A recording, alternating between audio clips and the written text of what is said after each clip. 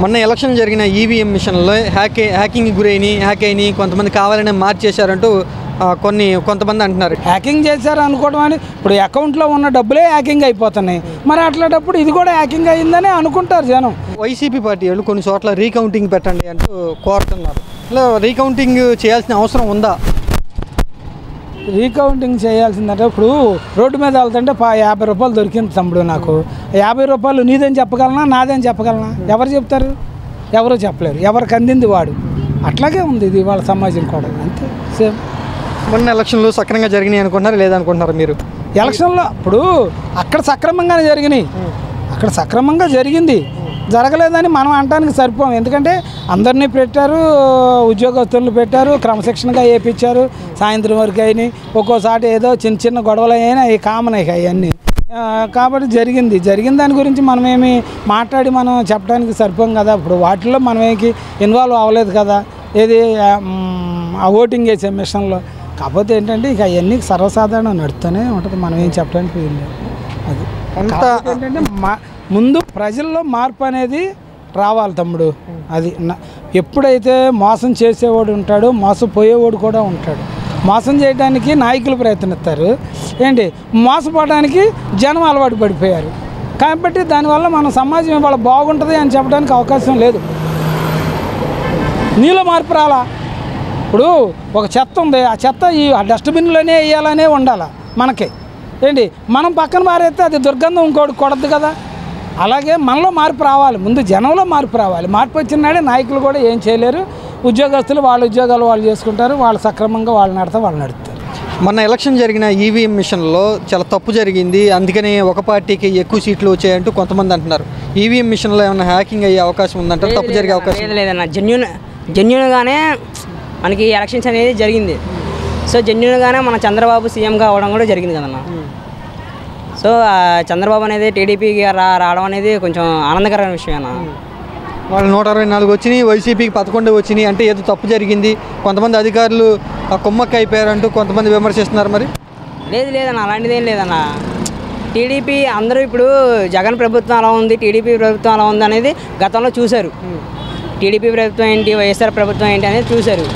దాంట్లో జగన్ చేసిన అన్ని పథకాలు చూశారు, ఇంకా దాంట్లో ఉన్న బొక్కలు చూశారు. కానీ ఇప్పుడు ఏంటంటే ఇంకా చంద్రబాబును కోరుకున్నారు కాబట్టి జనాలు అది జన ఇష్టం కదన్నా.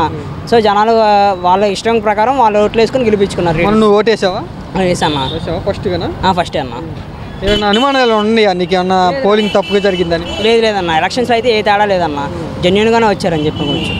లేకపోతే అంత డిఫరెన్స్ రాదు, అంత భారీ మెజార్టీలు రావు వాళ్ళకి అని కొంతమంది విమర్శిస్తున్నారుగా, అనుమానం వ్యక్తం చేస్తున్నారు. ఏమో ఇప్పుడు వాళ్ళకి ఏముండొచ్చు, ఆపోజిట్ పార్టీ తిట్టుకుంటారు, కొట్టుకుంటారు, చాలా ఉంటాయి వాళ్ళకి ఉంటాయి. సో మనం అదంతా చూడడం కదా. ఏ పార్టీ వచ్చినదే మనం ఇంపార్టెంట్ మనకి అంతే. మనకి టీడీపీ ఇప్పుడు పవన్ కళ్యాణ్ డిప్యూటీ సీఎం అయ్యారు పెడాపురానికి. మొన్న మీరు చూసే ఉంటారు యూట్యూబ్లో కూడా కారాపు మరి చిన్నపిల్లలు జెండా పెట్టుకుని ఊపుతుంటే కారాపు మరి మాట్లాడారు. అలా ఉండాలి కదా అన్న సీఎం.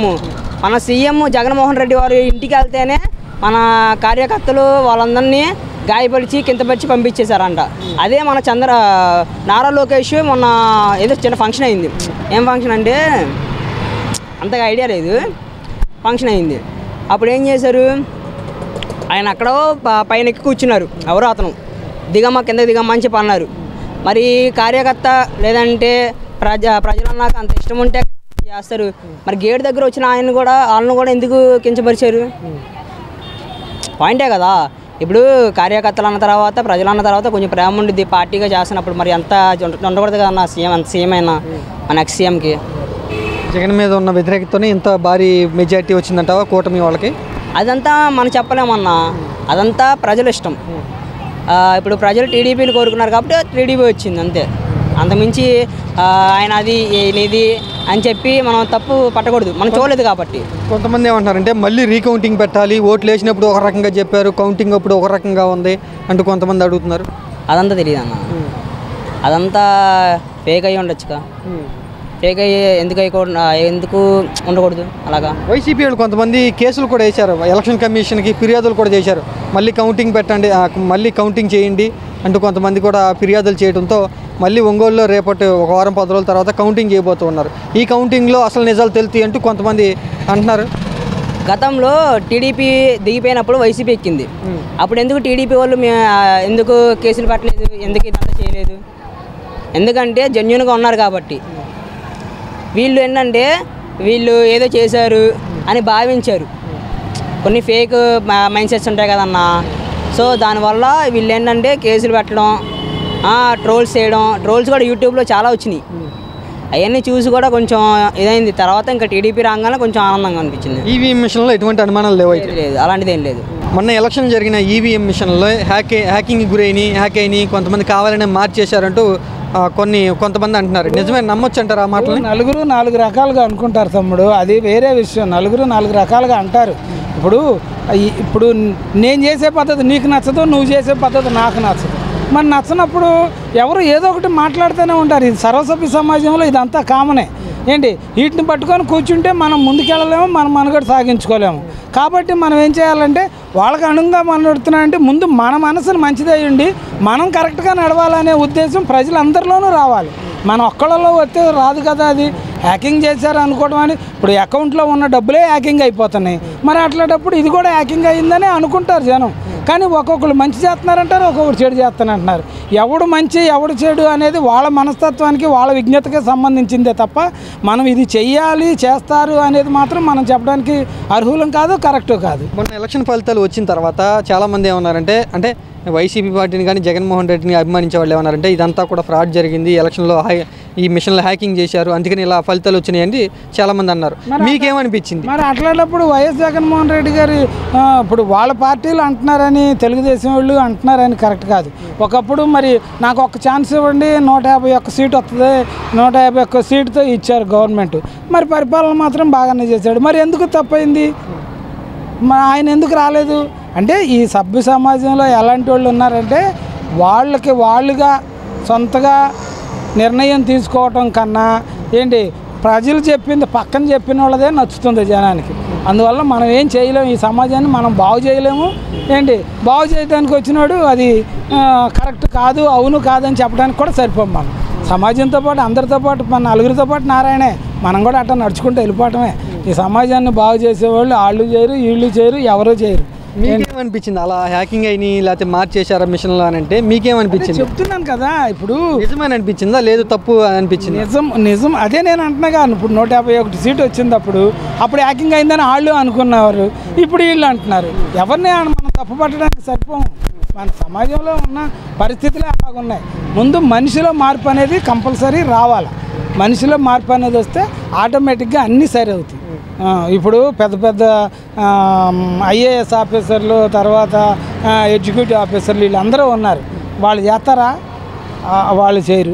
ఒకవేళ చేశారే అనుకుందాం, ఒక్కొక్కరు చట్టంతో పాటు సమానంగానే అనుకుంటారు. ఎవరు మనం చేయగలిగేది ఏం లేదు. మిషన్ల ద్వారా ఓటింగ్ చేశారు కదా, ఆ మిషన్లో ఫ్రాడ్ ఏమైనా జరిగింది అనుకుంటున్నారా మీరు? ఫ్రాడ్ ఏం జరగలేదమ్మా, కరెక్ట్. మిషన్లో ఫ్రాడ్ జరిగితే మొత్తం కేంద్రానికే వస్తాయి, కరెక్ట్గానే వచ్చింది. మన ఆంధ్రప్రదేశ్లోనే ఈవీఎం మిషన్లో ఏదో జరిగింది, తప్పు జరిగింది అంటూ కొంతమంది అంటున్నారు. లేదు, జరగలేదు. అంత కరెక్ట్గానే జరిగింది, పోలింగ్ అంతా కరెక్ట్గానే జరిగింది.